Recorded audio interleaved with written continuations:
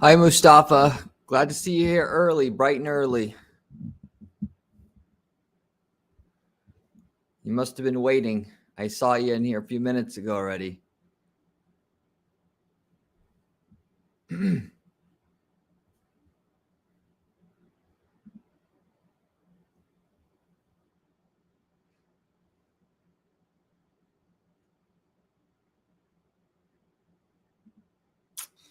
Doing okay.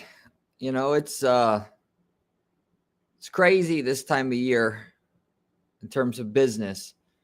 Everybody's planning their campaigns and promotions this time of year more than about any other time. So very hectic. Hey, Alex. Glad to see you here again.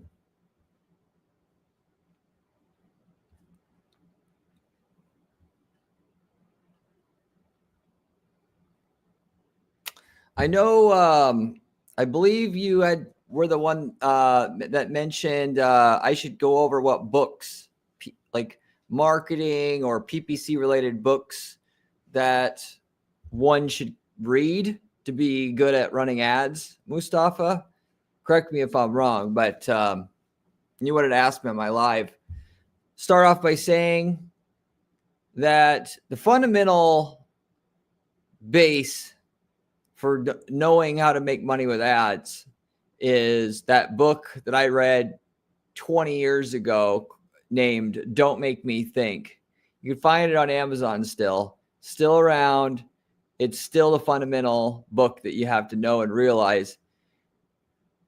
I made all the same mistakes that you guys made. I just have been doing it so long. I've made all the mistakes already. And through process of elimination, found out what didn't work. That book will tell you that when somebody gets to your website or landing page or whatever you're sending traffic to, if a person has to think too hard to know what to do, then you're screwed. Your conversion rate's going to be garbage. And it's got to be intuitive. A good analogy is like an iPhone. Steve Jobs said if you needed an instruction manual for using an iPhone, they screwed up. And if somebody needs to think about how to use your website, then you also screwed up. And it's easy to be like, oh, my website's good. But until you sit in front of your website, some random person has never been to your website, doesn't know anything about you.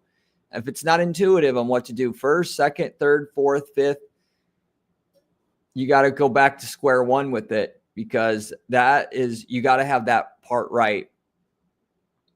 And you got to do user studies to figure out if the website's intuitive. Now, eventually you get good at making websites. You don't have to do that. But when you're first starting out, most people kid themselves as to how good their website actually, how intuitive it is.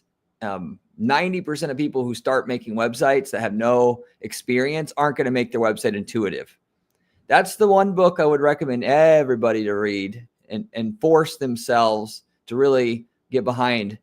The other one would be Cialdini's 7 Principles of Persuasion.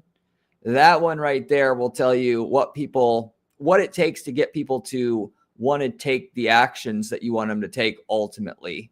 And a lot of people think wrongly when it comes to marketing that you just ask somebody and they do what you want, which that's not how it works. You know, there's a thing called charm. If you're trying to get a lady to want to go on a date with you, you have to charm her up. The consumer needs to be charmed up as well. And there's just little psychological hacks to get somebody that will want to then do business with you. The golden one in there is always, how do you give them something small so they feel indebted to you, so that they'll want to feel forced or compelled to give back ultimately. And Sam Walton used to say to to his salespeople that, or should I say, not salespeople, the procurement department that would get the product, decide what would be ordered for the store, what would be put on the store shelves. And he would tell them, don't take even a single handkerchief from these manufacturers' reps, because once you do that, you're screwed. You're going to feel like you have to buy from them, because these people decades ago knew this already before that book ever existed. Once they, and you can see evidence of this with charities. They try to give you something, pretty much valueless, but the fact that you got it, now you're like, oh, well, they gave that to me, so I have to do something for them now. This is a very, very common hack. Anyway, there's 7 psychological principles that get people to want to like and do business with you. Ultimately, in that book, you read it, you need to study it. It gives you the examples.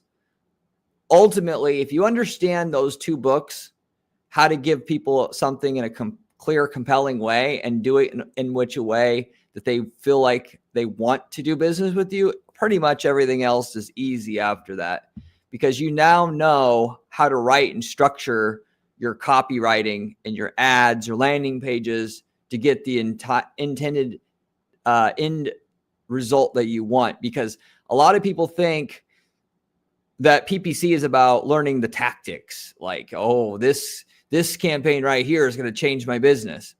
Yeah, that stuff's important, but if you don't understand core psychological marketing principles that actually compel people to want to do business with you, none of that other stuff actually matters. You layer that stuff on top and it's all just tools. It's like saying, I'm going to build a house by going to Home Depot, and I'm going to buy all the drills and hammers and shit, and I'm going to build the best house ever. And until you followed somebody who knows how to build a house for a while, and all the little hacks and techniques, none of those tools matter. Okay. So I could, of course, give you other books if you read those. Main thing would be anything that's been put out by Dan Kennedy. Dan Kennedy would be the main one. Is the original marketer. All his books, and then some others I'll give you if you get through and pound through those already. Anyway, thank you for coming, guys. I know a lot of you guys have hopped in here since I started talking about the books. Hello, Tim. Newbie from Wyoming. I've been there before. My car broke down there in the middle of Wyoming, and it took hours to get to the local mechanic shop. In my swapped Honda Civic when I was in my 20s, and just flying through there. Serpentine belt came off. No fall. Hey, nice to see you here. I had never seen you here, I don't think, here before. So I have a question here. Since exact match now includes close variants and broader semantics, how do you maintain the keyword precision that SCAGs rely on? This is a very common question in regards to SCAG. And I always appreciate, by the way, when people criticize anything that I say, because it allows me to rebuttal and come back and explain it better, and forces me to learn and understand better, but also the audience. So don't ever be afraid to just disagree with anything I say. And if I'm wrong, I'll admit it. But the main thing with SCAG, and so you use something called negative keyword siloing, where you use parts of your keywords as negative keywords so that Google will properly show the right ad for the right keyword. You can watch my SCAG video and get the precise details about that. The main thing is that you have to understand that Google's going to test all your ads. So yes, they may not have the intended ad that you had for a certain keyword right away, but that's ultimately fine, because in the end of the day, Google will test the ad that you've intended for this particular keyword here. And if it gets the highest click-through rate, Google's going to want to show that ad regardless. Their end goal is to take all the ads that you have, figure out the ad that works the best. So all you have to do is make sure you're giving it the ammo that it needs to find you a great click-through rate. So it won't happen as precisely as it used to, but it'll still happen inevitably at the end of the day. Hopefully that makes sense. Hey, Kevin, do you always require landing pages for your clients? I have some low budget guys that want me to run ads to their site. Some of them are on Wix, drives me nuts. I'm debating just making it required. So this is a really good question that a lot of you guys that are trying to work with clients need to know. You basically, PPC is really getting outdated as far as like a service. Back in the day, PPC was a lot more manual than it was now. And then, along with that, because it's a lot more competitive, 70% of the results that you get comes down to the usability of the website and landing pages. And landing pages cover up for a poor usability based website. And generally speaking, if you tell the client that they need landing pages, they're going to say, okay, sure. And they're going to go get some bonehead to do a landing page that says that they can do it for, $500. And they can put a landing page together, but that doesn't mean they know how to make a landing page convert well. And then the consumer, now you're stuck with this crappy landing page that you have to send traffic to. It doesn't work, of course. Then the client comes back to you and says, oh, your PPC sucks. I'm going to fire you. I'm going to leave you a bad review. And all of this could have been avoided if you just instead changed your business model to, we're going to charge more. We're going to do your ads, your landing pages, also your tracking, and it's all going to be a part of one package so that you get the end result that you want. And anymore, it ain't going to cut it, at least in the competitive market, to not have landing pages. It's just, we've been there for 5 or 10 years already, frankly. And you can't expect a client to just know how to put together a highly converting landing page. And they're not going to want to do it. They're not going to want to believe that they have to spend thousands to put landing pages together to get the campaigns to work. They're just not. You have to build it into your pricing, and you have to deliver it anyway. And yeah, a lot of people might say, well, it's too expensive now, I'm not doing it. And that's fine. But it's better to have less clients that'll get results that'll stay with you for longer than it is to have more clients who are just going to drop off anyway, ultimately. So, we charge a few grand a month, which a lot of people are going to say right away, well, my budget's $3,000. You want to charge me $2,500 a month? You're crazy. We're not doing that.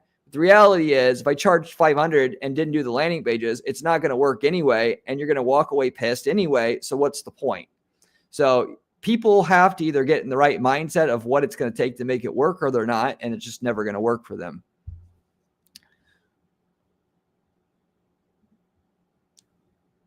Mustafa, any other books? Well, so I mentioned, obviously, Dan Kennedy. He has so many books that you can read ultimately. And so I would just, you're going to be busy with his stuff for a year plus.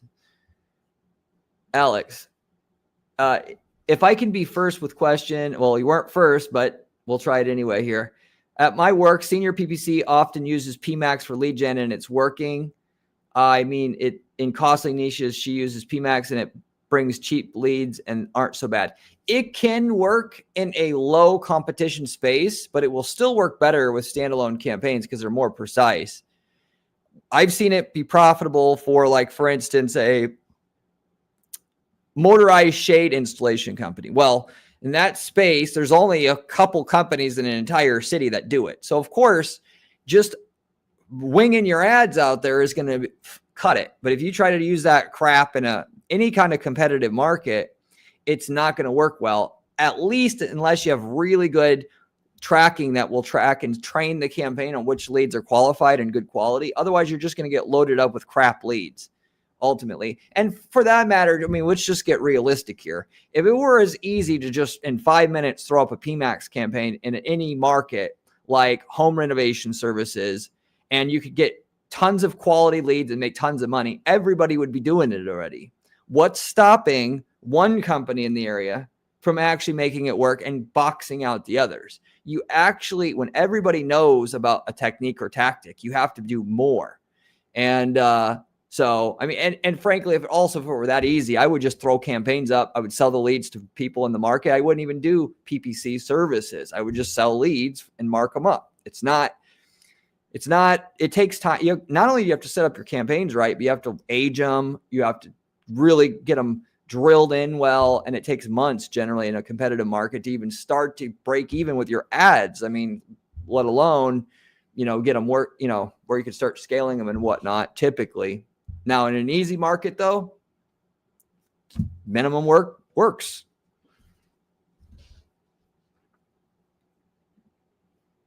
Honestly, I've been using PMax for lead gen as well. even with lower budgets, have been performing pretty well. I think they made a lot of updates to it over the months. So again, I'm not disputing you can't get results with it. If it's not too hard of a market that you're in, I would just encourage you to try standalone campaigns, because the reason why they came out with PMax to begin with is to make it easy. All right. It's not there to be the best performing thing ever. Ultimately, that wasn't the core design update for it. So ultimately with PMax, because the main thing that makes PMax not as good is it's not as precise. It's not that I have like a hard on to shit all over PMax here. I don't. It's just, you're running ads on display network through using PMax, which most people, if I said, hey, let's run ads on display, you would be like, oh, no, we're not going to do that. But for some reason, people love PMax, even though it includes it. I don't understand that. And I guess people just don't, consider things that way. So therefore, it doesn't make any, I'm telling you this because to challenge your thoughts on it. And not to say display don't work either. It does. But to have the proper controls over your budget by having just a display campaign, so you can set it up just how you want, versus PMax, it's like, well, let's put some random stuff in there and let the system figure it out. You're going to run your ads inefficiently for a while to get results, because it's going to try more stuff. And why go through all those iterations of everything when you can just use your brain and figure out what's most likely to work, and let's just start there.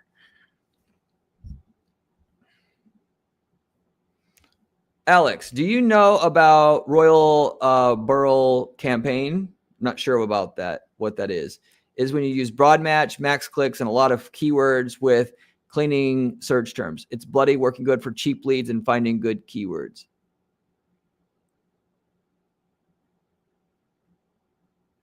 So, because there's two schools of thoughts here when it comes to running search ads anymore. There's, let's run broad match keywords. Let's try to have some good negative keywords in there, and let the system figure things out. Versus someone like me who's saying SCAG still, which people call me outdated or whatever. You could get, again, results with either. However, like I was just mentioning, why would you want to have to go through all the learning curve that the broad match keyword is going to have to go through to find the results, when you could just start with something that's more efficient to begin with? The end result will be the same either way, but when you laser target and exact match certain keywords, you're just cutting to the chase of inevitably what you want. And I can say that confidently because I can tell you for a fact that on aged campaigns that we have where we start out with exact match, eventually we try to run broad match to just scale more. When we can't scale with the exact anymore, we'll get a tiny bit more out of our market with broad match, but not much. And we're talking like 10, 20% extra sales in that market. Why? Because there's not any more out there to get. At least the way that I do keyword research and I talk about on our videos, it's not helping you get more. It's honestly not. It's just saving you time. So if your goal is to save time, sure, use broad match. If your goal is to not waste money, don't use broad match. It's really that simple. Yeah, no problem for the thanks for the book recommendations. If you, by the way, ever have a good book that you think is going to be helpful for anybody here, including myself, make sure to let us know. What's the best way to get WordPress web development customers from Google Ads? Custom segments, funnels. So I actually just had a question about this like 2 days ago on my Discord. And I mentioned that I did this about 15 years ago. Google Ads for website design customers. And the key thing here is that, you would just, any keyword with company, service, firms, agencies at the end of it would be what you'd want. WordPress development agency, WordPress development company, all an exact match. Because if not, you're going to waste a shitload of your money for no reason. And B2B, it's got to be tight like that. And then You have to have really good landing pages with really good portfolio there. So people will be really impressed when they get to your website. And your website has to look good to impress them as well. If you do all that, it should work. Ultimately, you should close about 15% of your leads. You should pay a couple $100 a lead. Your average deal size is not going to be huge, but I would think you should be able to get about a 5 to 10K average deal size.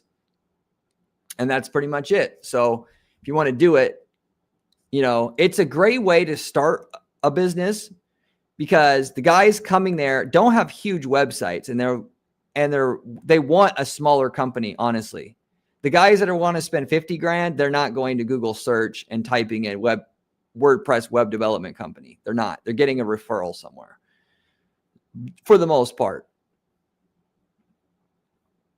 Kevin, is there value in tracking offline conversions for accounts that are on low budgets with low conversion volume? For example, I have a Cairo with 2 to 3 leads a week. Only 1 or so qualifies. So there's no amount of, hey, I only have XYZ amount of conversions, so therefore I'm not going to do offline conversions, that I would say it's not worth it. It is always going to get you more results feeding in the data about which leads are qualified and which ones are not. Yes, it's going to help you more if you have more offline conversions to upload, for sure. But it's like saying, well, how bad is one hit of crack going to be for me here? Just one hit. I mean, I could be fine after that. Or, just one bag of Doritos or whatever you want to say. It's always going to affect you. If you do it, it's just a matter of how far do you want to go with it. Do you want to forego the benefits of doing the offline conversion tracking? Then that's up to you. And you could be profitable without it. But for me, life's too short to be doing half of what I'm supposed to do and then waiting 3 times as long to get the same level of profits I would otherwise, because I'm too lazy to wait and do the things I'm supposed to do, or don't want to do them. I'll just put the work in, or if I have to hire somebody to do it, I'll do it, so I get the results I want sooner in the process. Because I don't want to be 85 and wait to be a deca millionaire when I'm 85. I want it now. And things take time, but the best way to speed up the process is doing all these little hacks that give you a little bit of edge. Alex, I used to work in shitty agency. I use search. Bosses after me set up PMax, and it brings like 5 times cheaper than mine search. So until you've went into the lead level data, you cannot say that PMax is better. PMax, I see it all the time. It brings in shitty quality leads, it's just like saying, oh, Facebook brings in cheaper leads than Google search. Yeah. Well, how about the quality of the lead, the closing rate, the deal size? All of this stuff matters. So yes, if you're going to just look at surface level, that's absolutely going to be the case. I want to look at how much revenue my leads brought in and how much profit they brought in, and compare things at that level, because at that level, you're going to be shocked how much of a difference this stuff actually makes. And in fact, even like with Facebook nowadays, people are saying that you develop leads on Facebook, you show up. Facebook, if you are a kitchen remodeler, one guy fills out the kitchen remodeling form, and then what Facebook does is show your ad to that same guy who filled out the other guy's form, and then you show up to do a sales pitch to this person, and there's 6 sales guys from 6 other companies already giving a sales pitch already. What do you think your value of your lead is when that's the situation that you're in?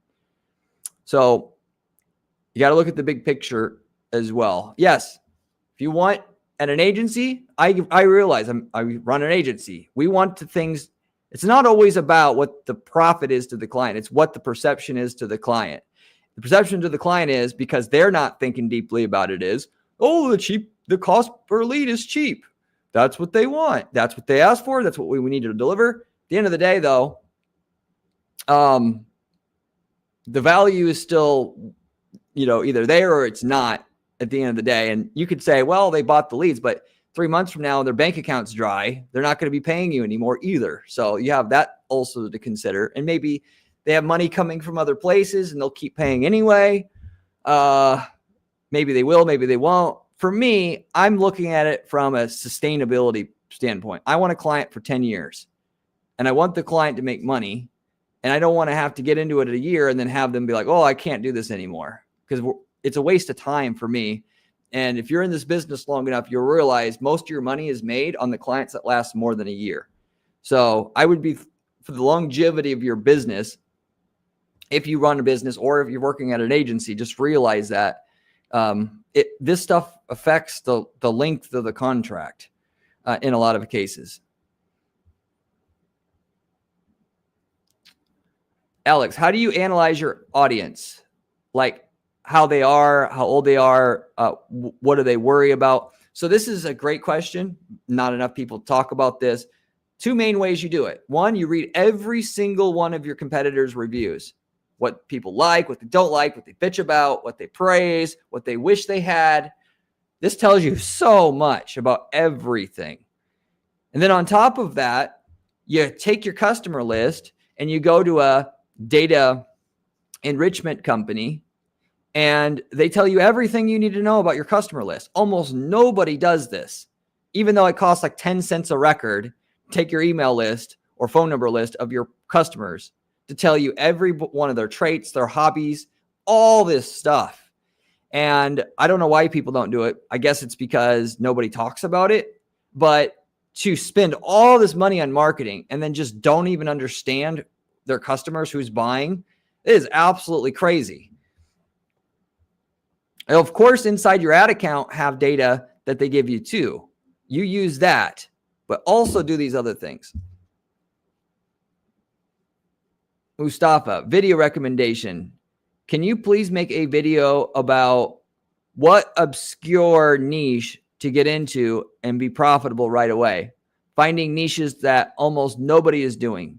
There's huge demand, local businesses. So I know we talked about this before in our earlier discussions that we had privately. So I will make definitely a video that talks about the process that I would follow for this. I will make a note of this right now.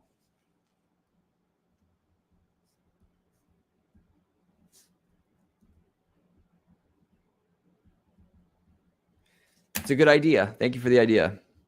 Kevin, I have a campaign for MedSpa.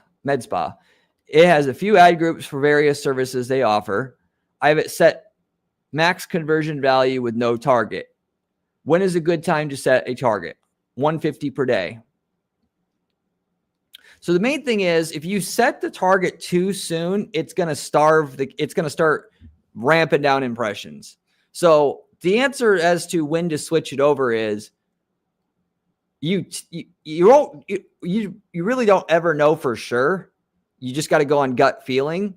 And then if you switch it over and then after like a couple weeks, the campaign starts dying in terms of impressions, you switched it over too soon. That's the main thing I would tell you. So for that matter, for something like that though, once I got at least 30 conversions in my account, I would be trying to switch over to target CPA. Just don't start it out too low. So like if you want 150 cost per lead, don't just start it out there. Start it out at like 15% lower than what your current target CPA is the last 30 days so that it's not too much for the account to handle too quickly. And then after you've gotten that target CPA for a few weeks, then you can lower it another 15% and then just keep gradually lowering it. Kevin, again, do you use Google Experiments to A/B test, or you just use the duplicate the ad to test? So I've got a video that I just made about the differences that I'm just getting ready to publish about the differences between campaign experiments and duplicating the ad to run a test. There's pros and cons to each. I usually just duplicate the ad itself. The experiments, in short, though, are great to make sure that your campaigns are not going to go back into learning mode at all doing a test itself, and won't go into learning mode if the campaign, if your test loses and you never implement it. That's the one great benefit it has versus the duplicate ad test situation, or duplicating the ad, if you will. But when the test wins and you implement it, it's still going to go back into learning mode for a while. So you're not going to avoid it by using the Google experiments itself. All right. And most of the time I know when a test is going to win. So 80% of the time I know something's going to win. So I just go ahead and do a duplicate ad, saves time. That's the main thing there. Alex, what question do you ask a big business owner to understand their audience? So I try to ideally ask the client, what is the most ideal client that you would get? And of the best customers you get, what do they look like ultimately? And then they'll just, pretty much everybody, business owner that I deal with knows that information. They don't know their cost per acquisition. They don't know what a lifetime value of a customer is, but they do know that itself. And they don't give you as much data as they should, but they do give you quite a bit of information. Alex, I meant Royal Barrel.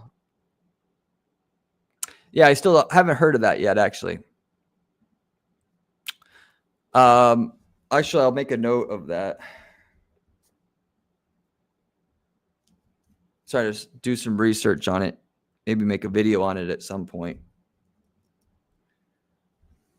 Okay, Alex, how often do you use DSA? Actually, quite a bit for e-commerce. We use DSA anytime where there's thousands and thousands of items.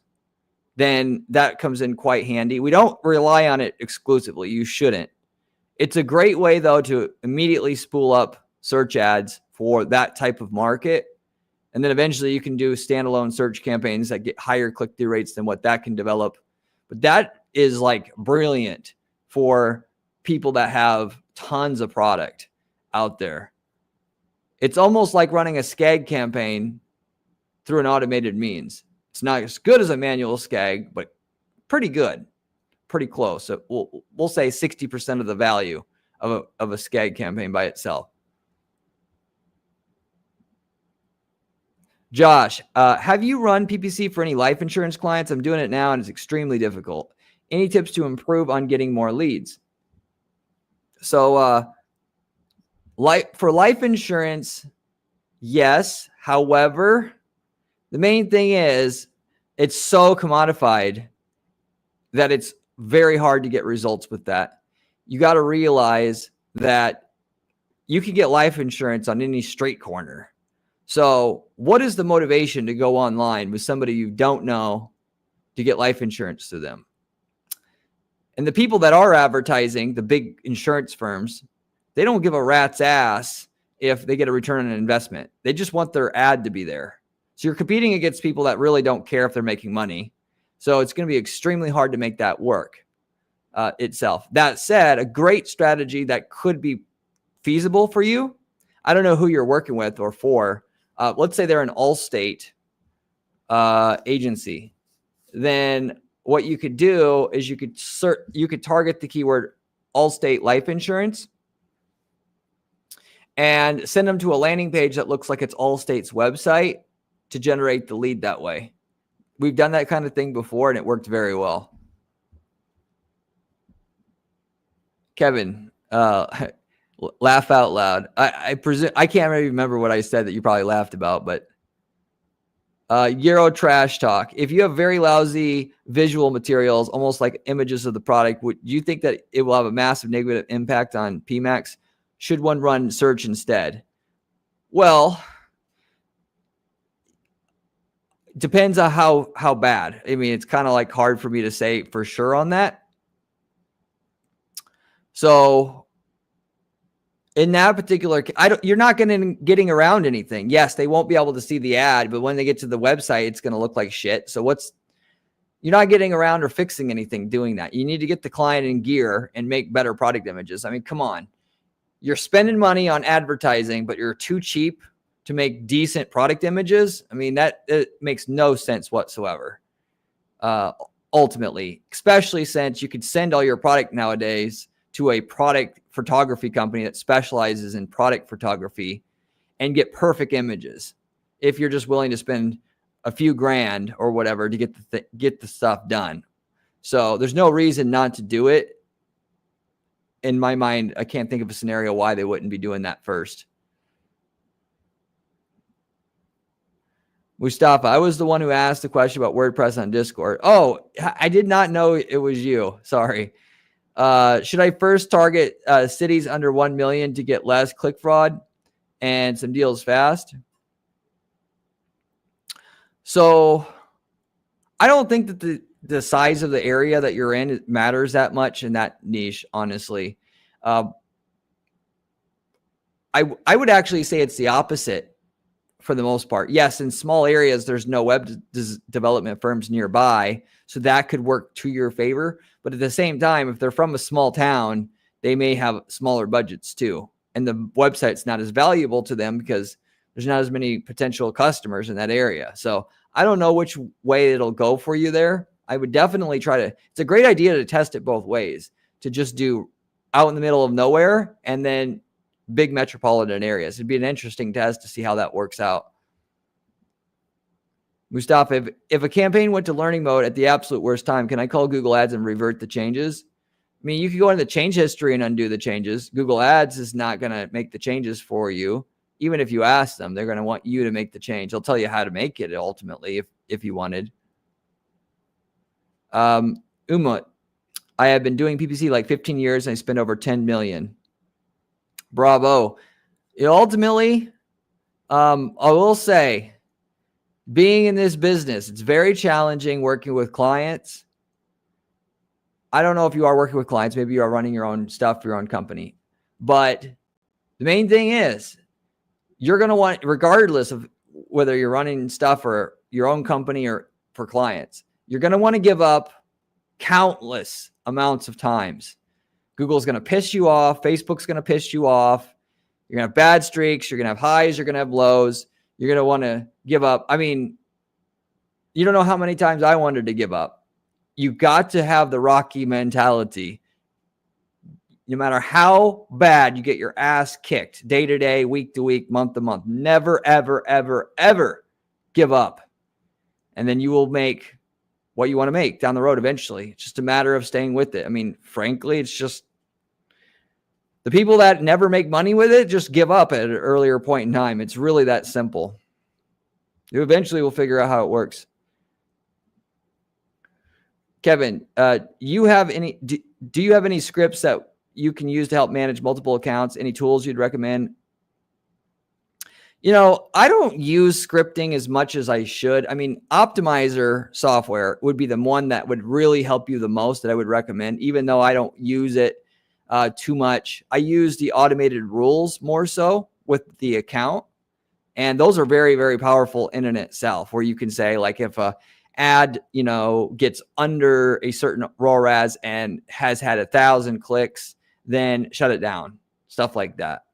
So I'm not the best one to ask about that. Now, I did a interview with the owner of Optimizer software. You can find that under my live tab on my channel homepage. You should watch that video because it talks about automation and specifically for agency owners. And I think you get a lot out of that. Chat watchers, hit the like button on this video. Yeah. Woohoo. Woo, woo. Everybody hit the like button so this can get out there. Or maybe you don't want to because you don't want your competitor seeing it, and then it's not valuable to you anymore. Mustafa, you're welcome, buddy. Alex, does it matter for smart bidding to have conversions for the last 30 days than generally have it on an account? This is a common question I get. So ideally, you have a bunch of conversions every 30 days. I mean, if you really want it to work great. The ideal, speaking of that Optimizer CEO, he said, if you can get up to where you get 40 conversions a month, the account almost always performs well after that point. And so you're just working your ass off to be able to afford to get to that point with your account before then. But before then, I am using smart bidding before I have 30 conversions a month. Absolutely. when my account as a whole has 30 conversions, I'm trying to use smart bidding already. Even though it's not as prescribed maybe by Google, it's certainly a hell of a lot better than using manual bidding. Generally speaking, sometimes the impressions will dive and then we'll have to reverse out of it. But generally speaking, that's the way that we go. Umut, do you think video campaigns or PMax working well for clinics? Well, it depends on what kind of clinic you're talking about. That's a very vague term, but yeah, I mean, video ads in general, almost all businesses at this point should be using it. It's such a ridiculous, untapped opportunity to do video marketing right now, because you know how much actual trust you can build with somebody with a good video ad sequence in basically any market. I don't care what you're in. People don't do it because it's hard to put together good videos.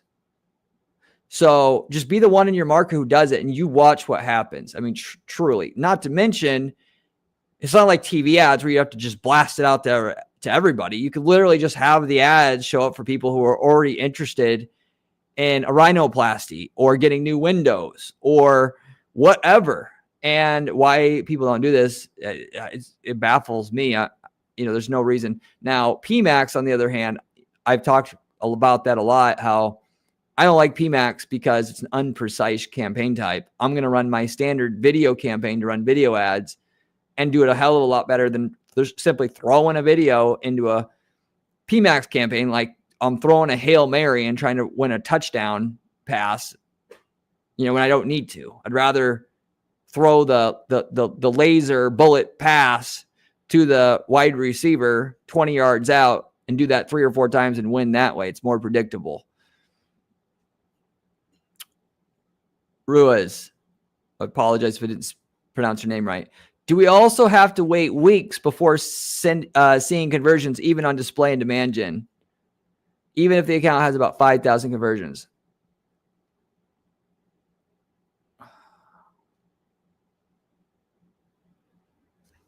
I don't quite understand what your request is there. I don't know how to answer it correctly. Maybe you can rephrase it.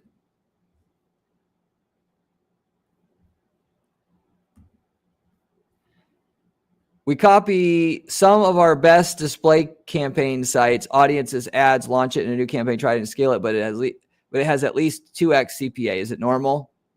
Yeah, it's very common that new campaigns are going to have a worse CPA. It doesn't mean that they won't get better, but the most common mistake, basically, for sure, people make with Google Ads is they don't wait long enough for the campaigns to get broken in. And they think, oh, I've ran my campaign for 2 weeks and the CPA sucks, so this campaign sucks, and I'm going to shut it down. When really, more often than not at our firm, it takes months and months to get a good CPA on a campaign, just because it's a machine learning driven algorithm. It needs data to know what part of what you're doing works and doesn't work, and that it can compete with the other ads that are there that they want, that are now getting all the best leads.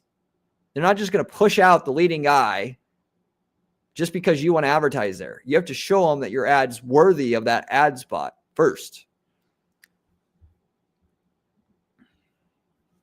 Mustafa, do you make custom segments as observation / recommended or targeting?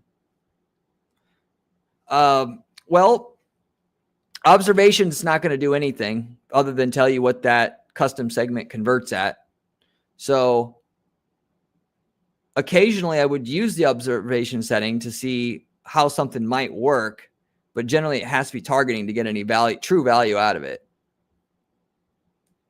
I'm sorry for my last message. I was going to say in this year's, I had not seen someone giving this much information. Oh yeah. Well, the fact of the matter is, we've talked about this here before. Most of the people that are yapping their mouth, running their mouth on YouTube are not people who run campaigns on a regular basis.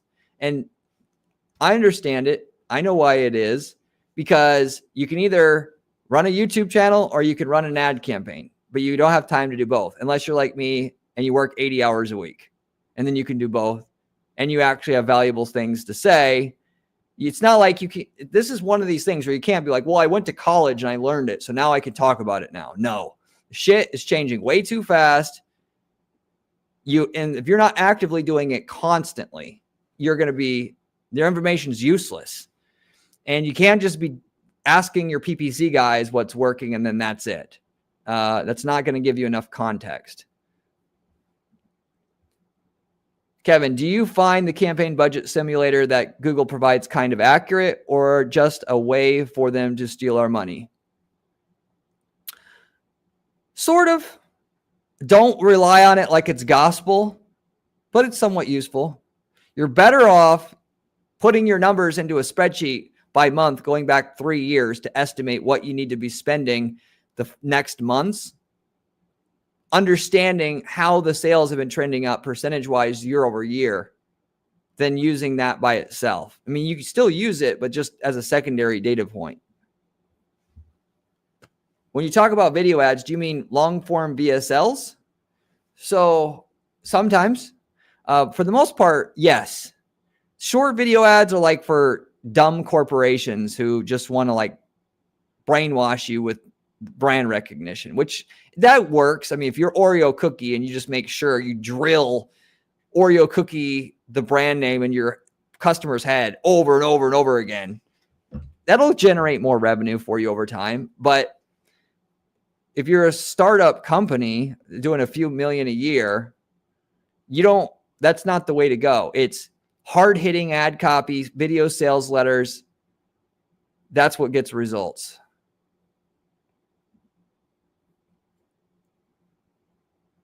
Kevin, would be cool to see a dedicated video for best formats for video ads. I want to make them. I have a Resolve Studio, but I don't know what they should look like. Guess I can copy others' ads I see. You know, it's so early in the video ad game still. It's hard to find somebody in your niche market to copy. So, but the reward's great because nobody's doing it. And, you know, when you're the only one in your video, in your niche with hard-hitting video content, you're going to crush it. So there's pros and cons to that.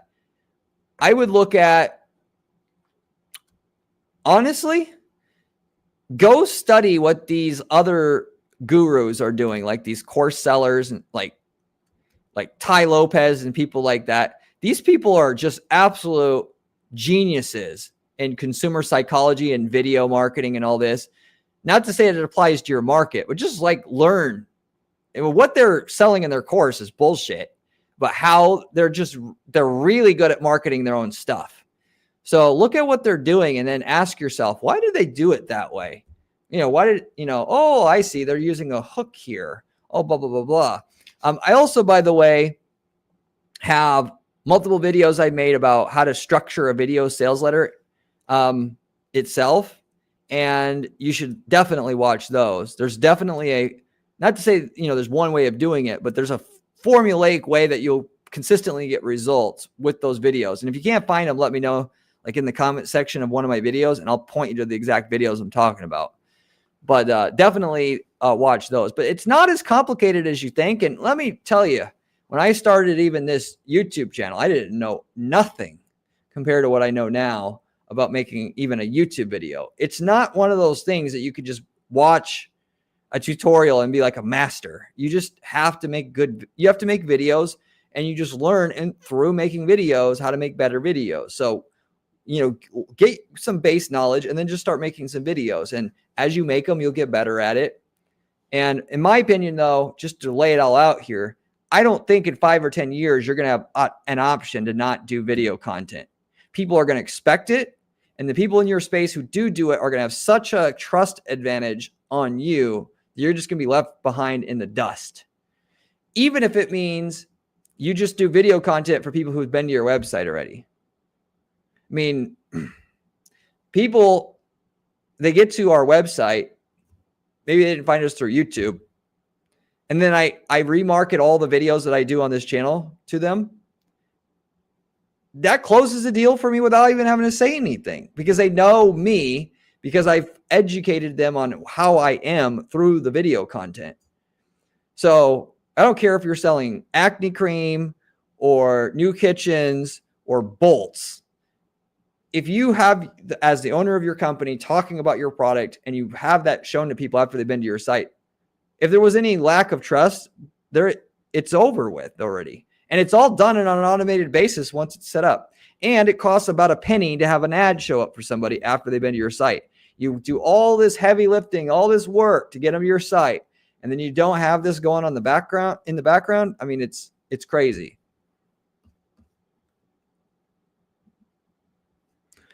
Mustafa, how much cheaper is remarketing compared to search ads? Can we do remarketing in Google Ads without GA4?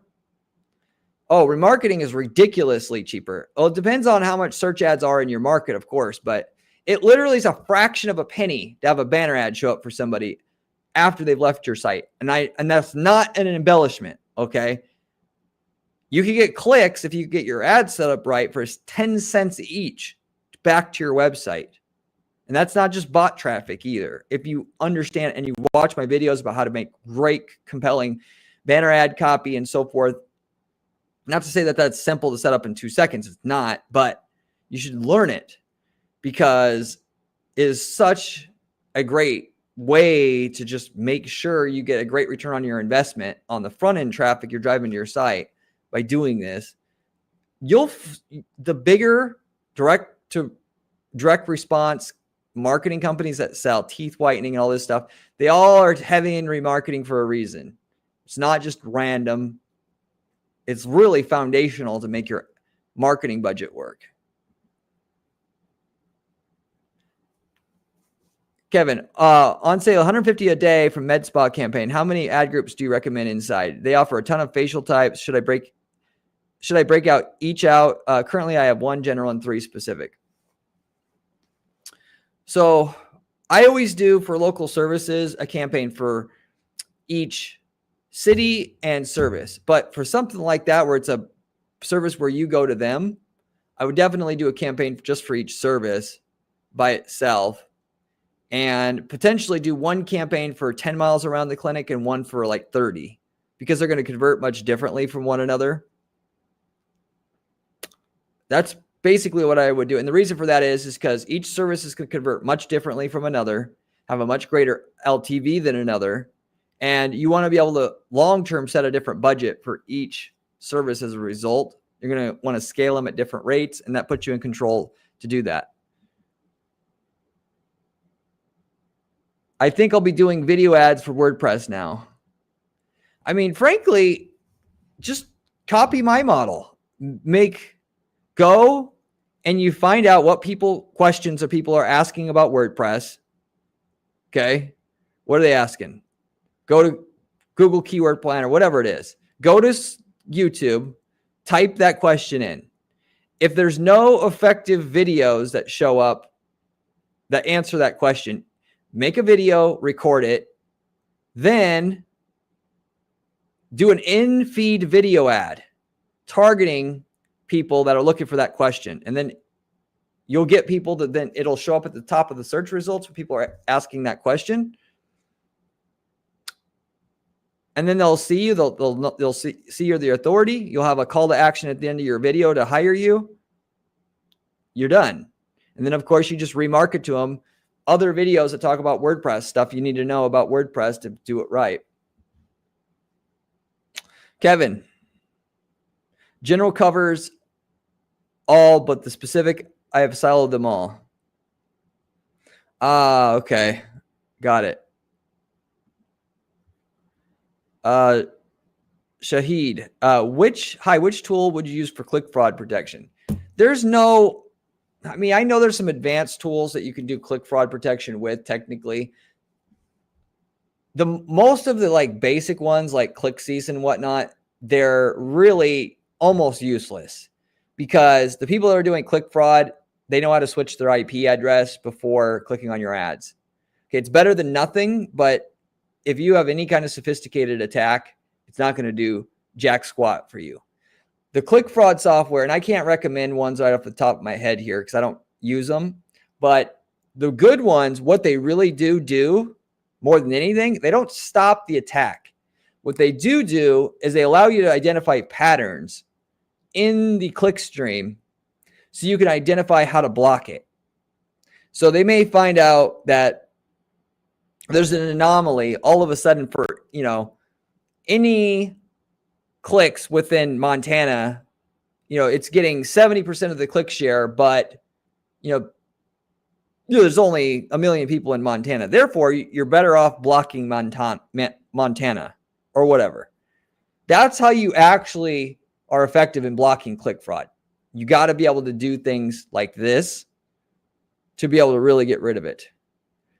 Generally speaking, though, you look at your search terms report. If you're talking about search ads, you block terms that are going to be look like it's irregular activity. You go through your audiences. You block the ones that look like that have anomalies, that kind of thing. Same thing with YouTube ads. Same thing technically with any other ads that you run online. That's the real way to do it. And I know that's not fun or as nice as just having a software that blocks it all. That plus, by the way, anymore, you take your contact forms, assuming that you get mostly contact forms, and you put a hidden form field on there that's only able to be seen by bots, and so that no bots can fill out your form. And then you use smart bidding so that the algorithm will optimize for real leads versus fake ones. And that's the other way that you go about doing things as well. For phone calls, you make sure that, of course, the phone call reaches a certain amount of minutes to make sure that you're optimizing for real calls, not bot calls, that kind of thing. Okay, so I'm reaching the top of the hour. I'm going to have to wrap this up, guys. I'll do one last one here. Kevin, yeah, your YouTube production has massively increased since your earlier work. Editing, overlays, etc., all much better now. Yeah, I mean, my whole life, I've always just taken the view of it as, I don't know what the hell I'm doing, but I'll figure it out eventually. Life, you're going to be successful in life if you just take that view. I mean, a lot of people would just never start a YouTube channel in their market, which is, like the biggest opportunity out there right now to be an expert in their field, in their market. Because then people will just come to them and do business with them because of that. They won't do it because they're like, well, I don't know how to do it, or it might not look right. And then they just never get started. And then nothing happens. It's almost like saying, I want to find a hot chick to date, but I don't want to get shot down, so I'm just not going to ask any girls out. Well, that's your own damn fault if you don't have a wife eventually. Right? I mean, what can we expect here to happen from this end result of how we're viewing how to do things here in life? So we're always going to look dumb at the beginning and stupid and feel stupid. You got to be able to put yourself out there to learn how to do stuff, because the best stuff in life, I guarantee you, it doesn't come in a manual. By the time you get a nice little pamphlet that tells you step by step how to do this, here's the guaranteed way to do it, it is way not worth it anymore for the most part. It's saturated. It's not worth doing. If everybody could do it in 2 seconds and it requires no risk, it's not worth doing it anymore. Anyway, guys, well, I'm going to wrap it up with that. I have another call meeting I have to hop on here. Can't, unfortunately, stay any longer. I do like doing these. You guys are my friends now. We're doing this every week. And I'll be doing it next week at the same time as usual. I plan on doing this indefinitely. These are fun. Not to mention, every week, they're getting more and more views. Assuming that I'm doing from the same amount of time, we're building up momentum every week with these. People that see them 1 week, now they're showing up the next week, which is great. So, yeah, if you have a question you didn't get answered here, just make sure you're at, top of the hour next time, and I'll make sure to answer it, because it'll be at the top of the list. Be happy to do that. Anyway, thanks for supporting the channel as usual, and good luck with your endeavors with your ad campaigns and so forth. Stay at it. Don't give up. All right. See you later.